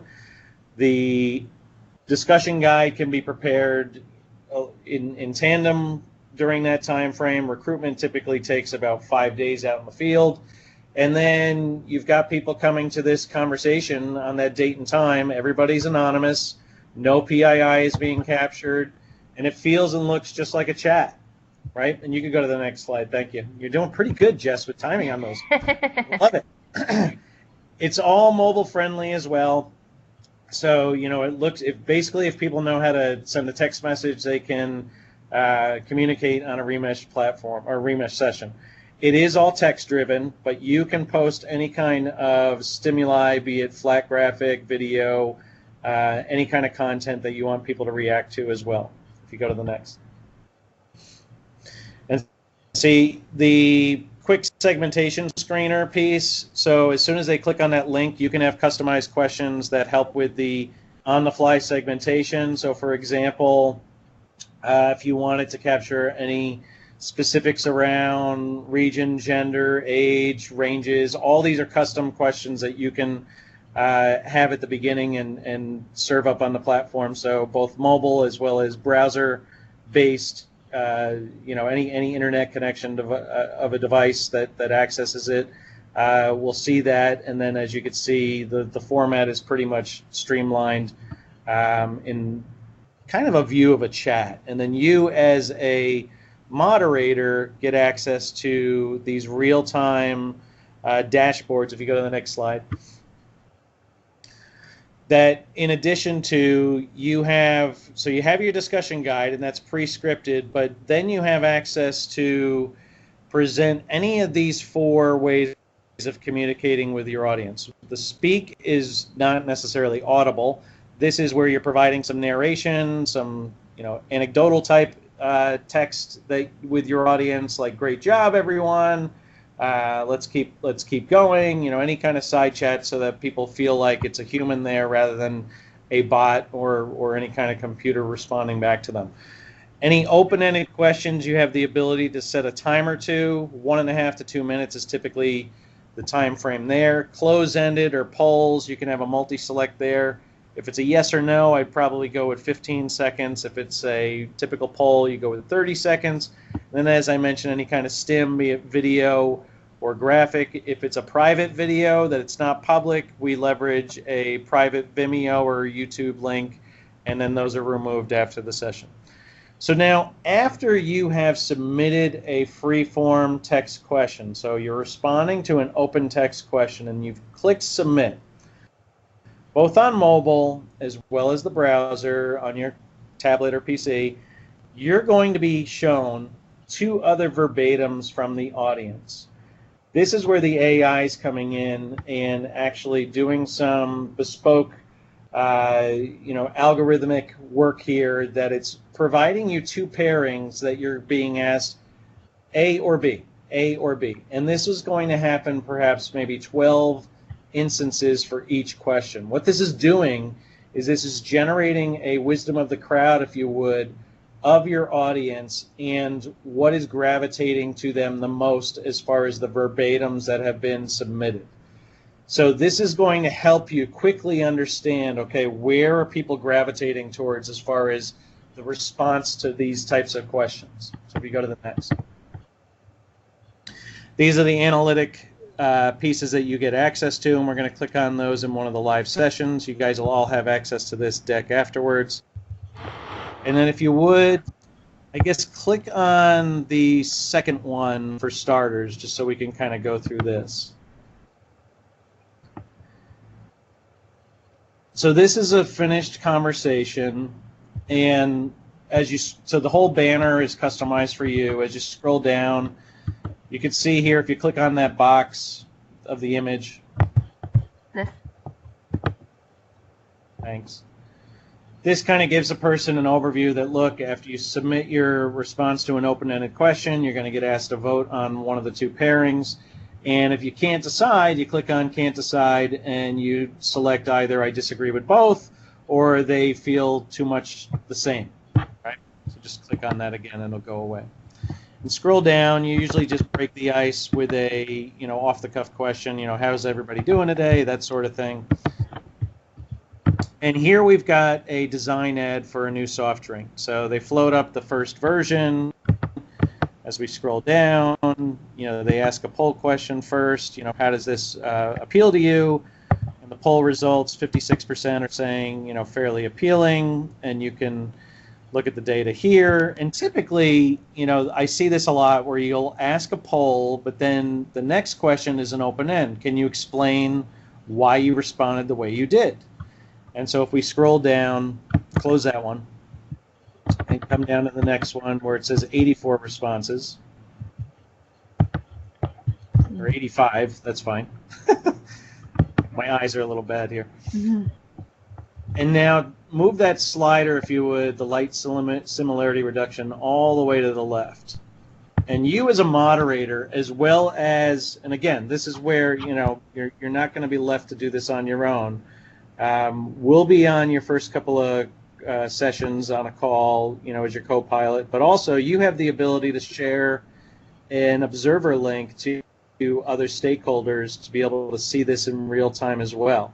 So kind of like behind the glass in a focus group session. That here we've got 85 answers from 89 participants. If you scroll just on the right-hand side, the vertical, just to over on the right, and just go down so that people could see, here's all the verbatim that's been submitted. You're not going to get through this in a real-time conversation of 85 responses. So if you move that slider that you moved to 0 to say around 60%, what this is doing is it's reducing the noise and finding it's collapsing all the similar responses, but maintaining an understanding of popularity and consensus. So the voting gives us that popularity and consensus, and you can now look at this before you queue up your next question from your discussion guide. If you wanted to go off script, ask a follow-up question, and as you scroll down now in the same way that you did prior in all of these, you can feel or get a feel for you've got 9 responses now. You should feel fairly confident in, okay, is there anything here that I'm getting in, from left field or hadn't thought about that I want to probe deeper on or perhaps pivot? Mm-hmm. And if we go to... I'm going to go back real quick. Again, are there any questions? Oops. Did I lose it? Why did it take me all the way back?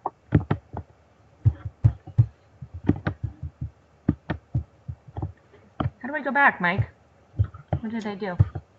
Oh, it's PDF. Sorry, we were in PDF. That's okay. So are there any questions real quick? Because I know we're probably going to start losing people in about a minute or two. Yeah. So here's some of the folks that, we work with. If you go back to that slide, just so you know, you're in good hands. I'm not giving an all-state ad here. NASCAR had a really neat one where they had all their not that it's applicable to Mars, but just to show you the dexterity and the flexibility of the platform. They had all their race fans in real time, and they were making changes to some rules of the race. And ironically, what came out of that session more than anything else was around what did you do at commercial break. And in the end, what they came up with was this development of the new split screen that you see on most sporting events, where they actually don't go to a full screen for the ad. It's actually 2 windows, so that the viewer never feels like they actually left the race or left the sporting event. Cool. And then go to the next slide, please. So you can see, traditional research timeline versus remesh timeline. It's pretty quick. We could set something up for you, in a matter of days. The discussion guide will hold your hand and walk through that, kind of give you best practices of, open end versus close end, keeping it conversational, avoiding bias in any of your questions. Yeah. And, as we go through the process, this is how we would talk about, bringing a project on board. Yeah. So again, I think Ramesh is another one that actually got surfaced to me from some of you guys on the line, or at least kind of within the business. So obviously Mike has his contact information. If you're interested, reach out to me. I'll be sending out his PDF in addition to the full deck as follow-up. And I guess that kind of brings us to today. And just to kind of wrap things up, just really a huge shout out to everyone that was able to join in. Hopefully you drew a ton of inspiration from not only the capabilities, but the speakers themselves and the collective, I think, wisdom and foresight they have on what our jobs are going to look like in the future. I will be sending out this full deck in addition to the recording and some sort of really creative survey to hopefully elicit feedback from all of you. I think it's our job to really shape these type of inspirational sessions and make sure that they're really benefiting us, they're benefiting the business, and they're actually helping us get in touch with consumers in a much better, more authentic way. And I think that's it.